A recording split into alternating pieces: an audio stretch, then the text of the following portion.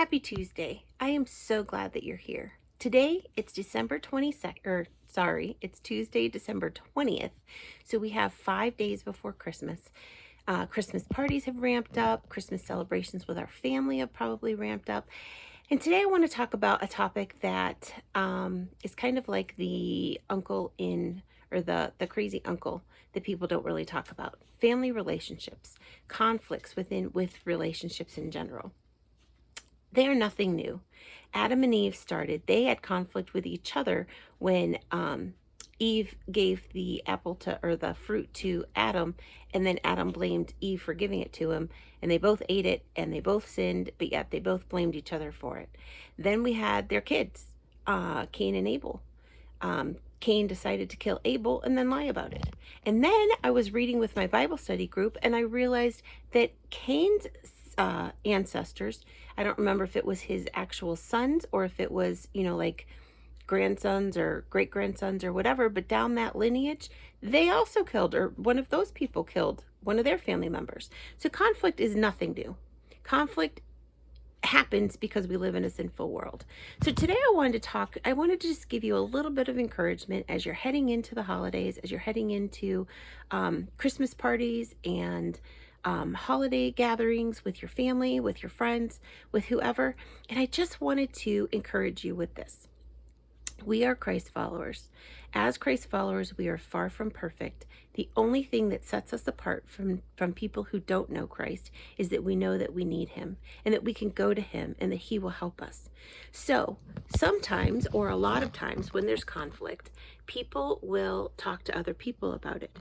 And I don't know about you, but the tendency then is the more you talk about the problem and the more that you talk about the person that you're having the conflict with, the angrier you get, the more conversations you have in your head with them, you argue with them, you need to win. It just goes on and on and on, and it's an endless cycle of negativity, and it just stirs you up inside. Your emotions don't get more peaceful.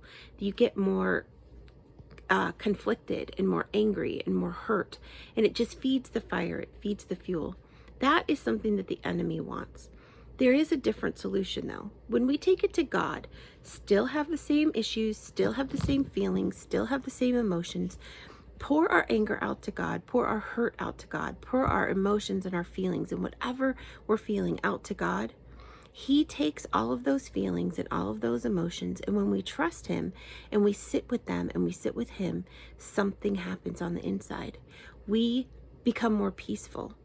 He shows us maybe a glimpse of what we need to see. He shows us a bit or a piece of the picture that we wouldn't see otherwise. We become more compassionate. We have more peace inside of us.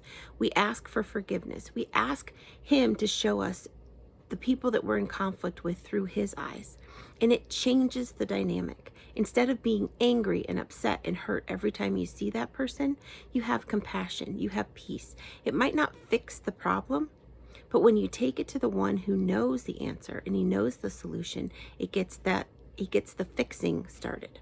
So I just wanted to give you that piece of encouragement this morning. If you have conflict with someone, or if you have a history of having conflict with someone, instead of taking it to your best friend, instead of taking it to your husband or your kids or your neighbor or whoever else that you want to vent to, because you know that they'll let you and they'll tell you that you're right and they'll just fuel the fire whether they mean to or not, take it to your Heavenly Father.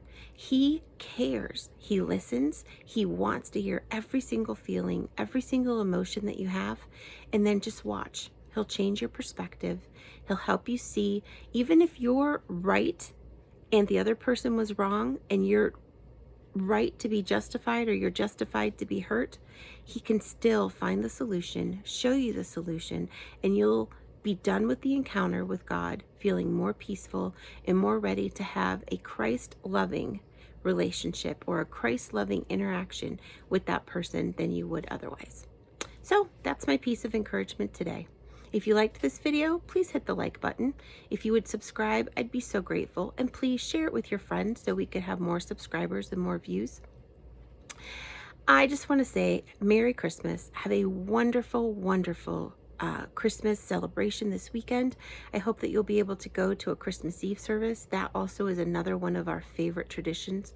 I absolutely love the candlelight service where we sing Silent Night and the candles are all lit and the room is dark otherwise. Oh, there's nothing that I love more that puts me in the Christ spirit of celebrating his birth than listening to so many people sing his praises and sing his worship. So those are just a couple things from me. Have a wonderful Christmas, and I will see you next week.